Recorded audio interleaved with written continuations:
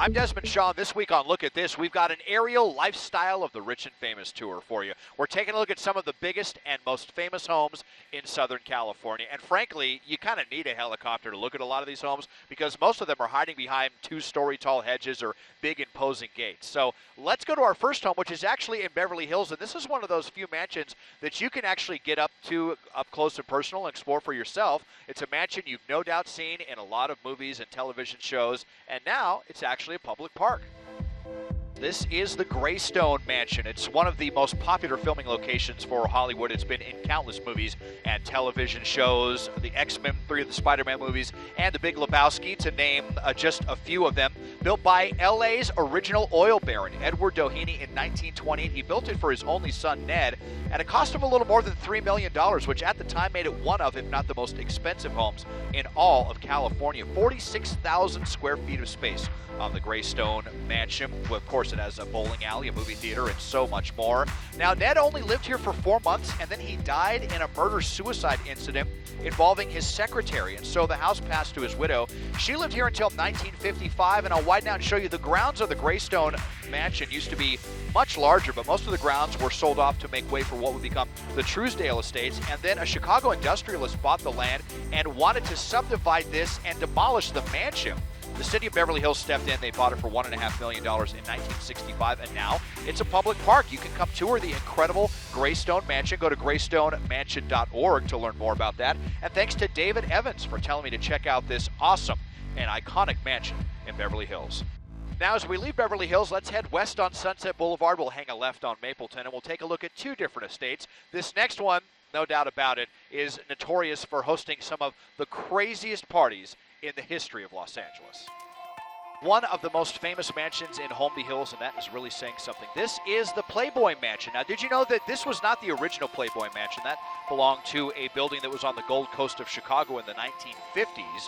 But when Hefner decided to move to California in the 1970s, Playboy bought this for a little more than $1 million. This mansion, built in the English Tudor Revival style, was built in 1927, 29 rooms spread across more than 5 acres. I'll widen out and show you the view here as it's right up against the LA Country Club with some pretty ostentatious neighbors. Most of the homes here are well in excess of 10,000 square feet. This one a little more than 20,000 square feet. You can see it's undergoing a lot of renovations. Hefner lived here until his death in 2017, but Playboy had sold it in 2016 to Darren Metropolis. He's a billionaire investor who is co-chair of the Pabst Blue Ribbon Brewing Company, as well as Hostess Cupcakes and many, many other companies, with the stipulation when he bought it that Hefner would be allowed to live here until his death, and also that they would not change the design of the property too much. So Playboy bought it for $1 million. They sold it to Metropolis for $100 million, and these days the infamous Playboy Mansion is being renovated and is just going to be used for corporate events. Now, the Playboy Mansion is a particularly difficult home to talk about, especially in light of some very serious allegations that came out earlier this year in a documentary series called Secrets of Playboy. But 5 years after Hugh Hefner's death, it continues to be one of the most famous homes in the world. But now let's head south just a couple of properties to a home that held several records in Los Angeles and continues to be, even to this day, one of the biggest homes on the planet.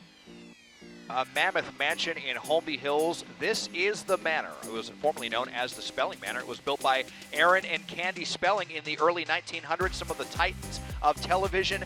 56,000 square feet spread across just close to 5 acres of land. 123 rooms. The master suite alone is more than 7,000 square feet, and obviously this home has it all. An ice skating rink, bowling alleys, a movie theater, of course, gift wrapping rooms, a whole wing that was devoted just to Candy Spelling's wardrobe, amazing gardens and a pool area, room for as many cars as you could possibly want.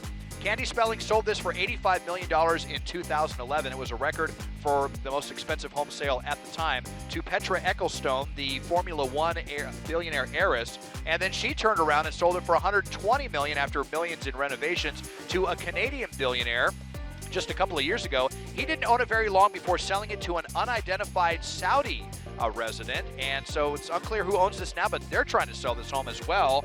And if you're looking for a mega mansion in Holmby Hills, this one can be yours for the low price of $165 million.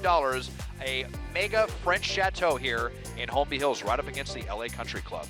Now, obviously, the Manor looks massive from the air, but you really got to see it from the ground to appreciate just how massive this home is. You can see it from Beverly Park. You can even see it from behind those huge hedges towering over the property here. 56,000 square feet. Your jaw's going to hit the floor when you see this one up close and personal. But now, let's take you high above the Hollywood Hills and show you an exclusive enclave, a gated community, give you a view that you can't see of the street. Let's peel back the veil on Beverly Park.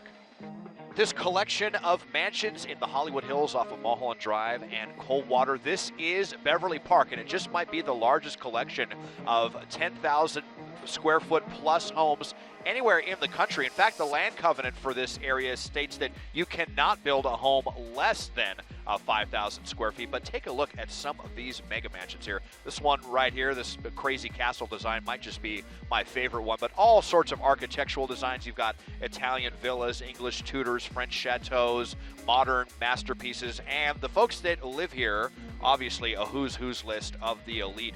There's a home for Steve Harvey, Samuel L. Jackson, Denzel Washington, Lisa Vanderpump, Rod Stewart, Mark Wahlberg, Reba McEntire, Magic Johnson, Barry Bonds, and former CBS mega boss Sumner Redstone, rest in peace, had a home here as well for a long time. So this development on 250 acres of some of the most prime real estate anywhere in California. Most of the plots here are more than 4 acres. And hey, if you come into a lot of money, maybe you win the lottery or something, you could build your own custom dream house right here. There's a vacant plot of land just waiting for whoever's willing to pay for it.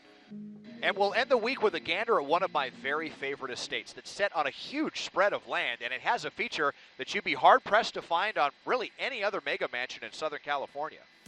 Well, take a look at this trophy property above Beverly Hills. This is Palazzo diamore. It was built by famous, or some would now say infamous, real estate developer Mohammed Hadid and bought by real estate magnate Jeff Green for $35 million back last decade. Jeff Green is a real estate magnate who made his billions off betting against risky mortgages in the financial crisis, and he parlayed a lot of his wealth into this home. He sunk tens of millions into making this property the iconic property that it is. As I zoom in on the 35,000 square foot main home here with these huge windows and commanding views of downtown LA and the ocean. And over here is the 15,000 square foot entertainment center, which has a huge basement, I'm sure, and pretty much any kind of entertainment option you can imagine. These huge reflecting pools. But what makes this property particularly special is that it's on 25 acres. It's very rare to find an estate that large in Bel Air, Beverly Hills, Los Angeles. And these are working vineyards. You can enjoy the wine that comes from these vineyards in your 3,000 bottle wine cellar here in the main house. And Jeff Green was trying to sell this home for $200 million but couldn't find any takers. It can now be yours for the blowout price of $130 million. So contact your real estate agent if you're interested. Really, is there anywhere else in the world that has more mega mansions than Southern California? We just spent a week talking about it, but it would probably take several months to talk about all of the wild estates here in Southern California. I didn't even get to Malibu, Brentwood, Santa Monica, Orange County's got some really crazy homes. So I'm sure we'll cover some more in the future. And I actually really wanted to end the week with an update on the one of the largest homes, over 100,000 square feet, that has really been filled with controversy over the last decade because there were some huge developments with this property just last month. Unfortunately, we had some flight restrictions that didn't allow us to get to it this week, but definitely going to hit that next week, and we'll also get back to some of your viewer requests as well. Taking a look at this from Sky 2, I'm Desmond Shaw.